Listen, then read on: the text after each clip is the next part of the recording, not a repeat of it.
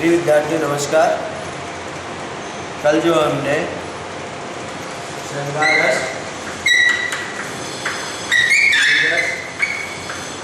रौद्र रस, भयानक रस और करुण रस, इन रस के बारे में अध्ययन किया था। श्रृंगार रस, वीरस, रौद्र रस, भयानक रस और करुण रस, इन जो है रसों के बारे में जो है हम अध्ययन किया था। और एक हास्य रस मैंने आपको कल जो है बताया था इनकी विषय वस्तु क्या होती है, इन रसों की जो है विषय वस्तु क्या होती है। आज जो है हम सातवां जो रस है आपका विभत्स रस, विभत्स रस का अध्ययन करेंगे।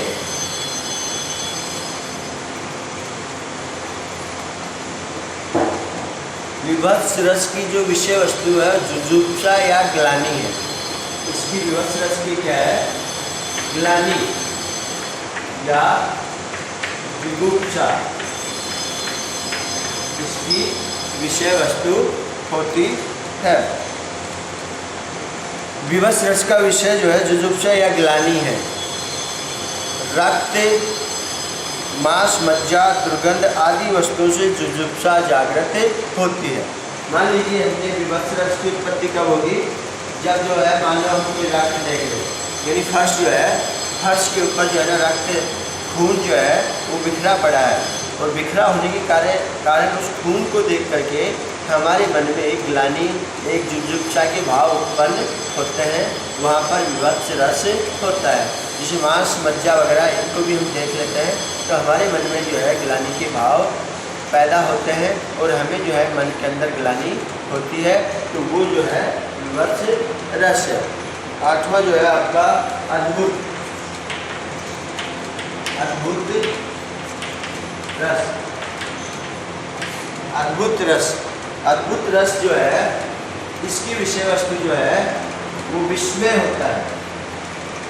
विस्मय, अद्भुत रस का जो विषय है वो आश्चर्य या विस्मय होता है। अद्भुत रस का आश्चर्य या विस्मय, यानी अद्भुत रस कहाँ होगा या इसकी विषय वस्तु क्या होगी?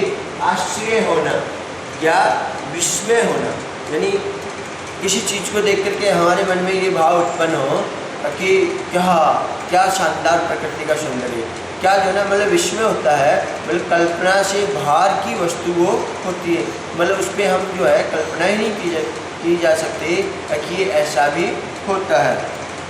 तो अलौकिक या अदृष्ट पूर्व वस्तु को देखकर विस्मय का भाव जागृत होता है। यानी अलौकिक जो है, अलौकिक होता है विस्मय। अद्भुत रस में क्या आता है? अलौकिक, यानी आपको आश्चर्य कब होगा? जब आपको लगेगा कि क्या इतनी सुंदर ये चीज़ है। यानी विस्मय के भाव होना, आश्चर्य के भाव होना ही इसकी क्या है? अद्भुत रस की विषय वस्तु है।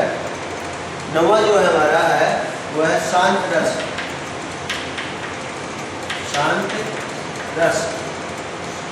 शांत जो रस है इसकी विषय वस्तु निर्वेद। इसकी विषय वस्तु है निर्वेद। शांत रस का विषय जो है निर्वेद या वैराग्य है। निर्वेद या वैराग्य, जैसे सपोज कर लिए शांत रस की भाव उत्पत्ति हमारे मन में कब होगी? जैसे सपोज करें कि हमारे किसी निकटस्थ व्यक्ति की मृत्यु हो जाए, तो हमें उसकी मृत्यु होने के बाद हम जब उसको शमशान घाट में ले जाते हैं जो क्रियाक्रम करने के लिए या संस्कार करने के लिए, या उस जो है डेड बॉडी है, मृत शरीर है, उसका अंतिम संस्कार करने के लिए, तो वहाँ शमशान घाट पर हमारे मन में जो है ये भाव जागृत होंगे कि ये संसार जो है झूठा है, और जो शरीर जो है वो शरीर एक मृत है। यानी वहाँ हमें जो है क्या होगा? वैराग्य के भाव उत्पन्न होंगे कि नहीं, ये संसार सागर क्या है? झूठा है, और जीवन का जो है अंतिम सत्य जो है मृत्यु है। और मृत्यु को अंतिम सत्य मानते हुए हम जो है हमारे अंदर वैराग्य के भाव उत्पन्न होते हैं। लेकिन इसका सकारात्मक पहलू यह है कि हम जो है उस अंतिम मृत्यु को मानते हुए जीवन में अच्छे कर्म करने की प्रेरणा हमारे को मिलती है। और ये वहाँ पर होता है कि एक दिन हमारे स्वयं का शरीर भी जो है यहीं एक अंतिम संस्कार के लिए आएगा। तो क्यों नहीं जो है हम जब तक हमारे को जीवन मिला है तब तक हम जो है सकारात्मक या अच्छे कार्यों को हम करें।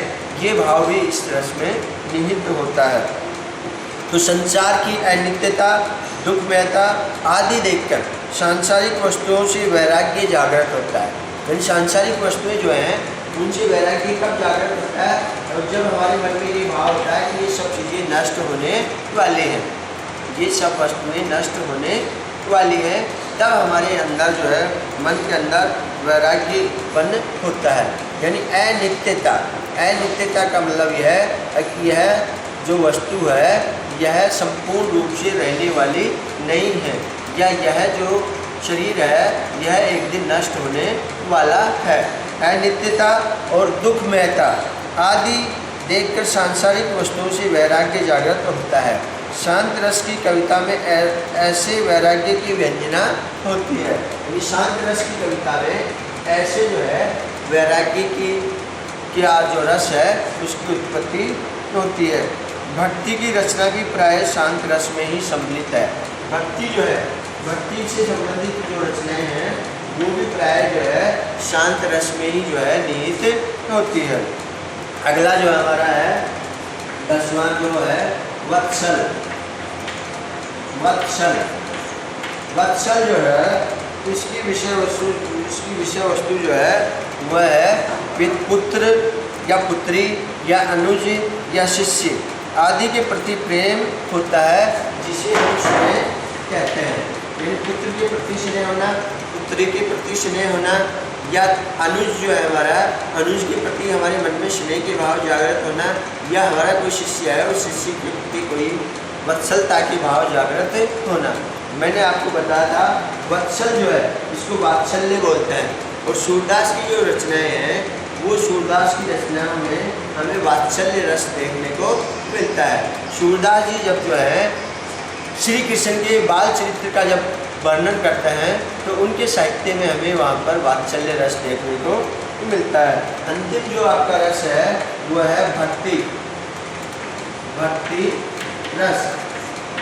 वैसे मैंने आपको पहले पूर्व क्लास में बताया था कि ज़्यादातर विद्वानों ने जो है 9 ही रसों की जो है संरचना मानी है या 9 ही रस माने हैं। कुछ आचार्यों ने जो है वत्सल और भक्ति रस को भी क्या है रस की श्रेणी में माना है।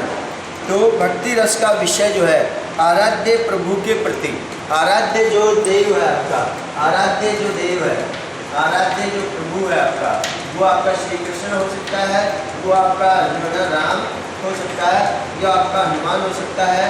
यानी आपका आराध्य देव जो है उस देव के प्रति आपके भाव जो है भक्ति के होते हैं। तो भक्ति का रस का जो विषय है वो आराध्य जो प्रभु है उसके प्रति अनुरक्ति का भाव होता है। इसमें आलम्बन इष्ट देव या इष्ट देवी होती है। यानी इसका जो है भक्ति रस में जो आलम्बन है वो इष्ट देव या इष्ट देवी होती है।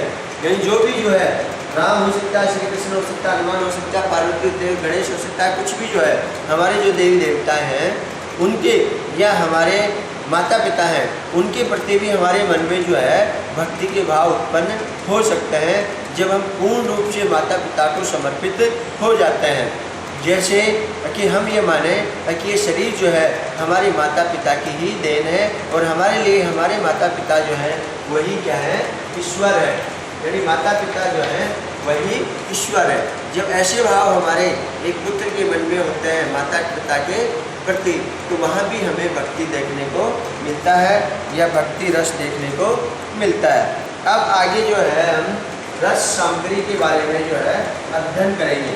रस सामग्री यानी आचार्य भरत मुनि ने जो है आचार्य भरत मुनि जो है उन भरत मुनि ने एक रस का सूत्र दिया है भावानुभाव व्यभिचारी, भावानुभाव व्यभिचारी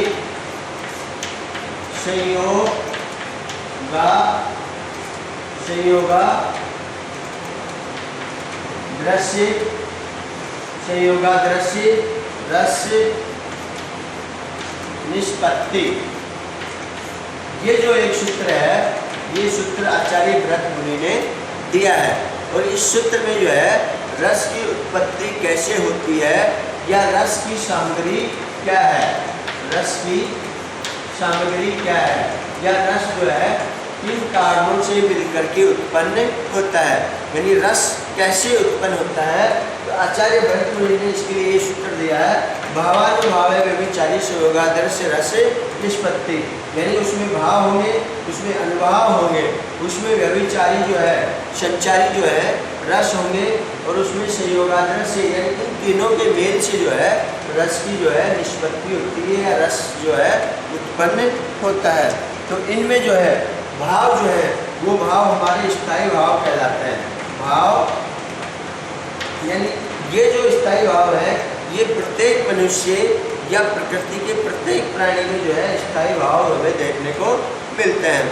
जैसे मान लीजिए एक गाय है, और उस गाय का बछड़ा मान लो मर जाता है, तो मरे हुए बछड़े की भी गाय जो है उसको चाटती रहती है या उससे दुलार करती रहती है। और जब उसको पता चलता है कि ये जो है मृत हो चुका, तो वो भी जो है उदासी के भाव उसके अंदर आते हैं, और उसकी गाय की आँखों के सामने आँखों से भी जो है आंसू या आंसू झलकने लग जाते हैं।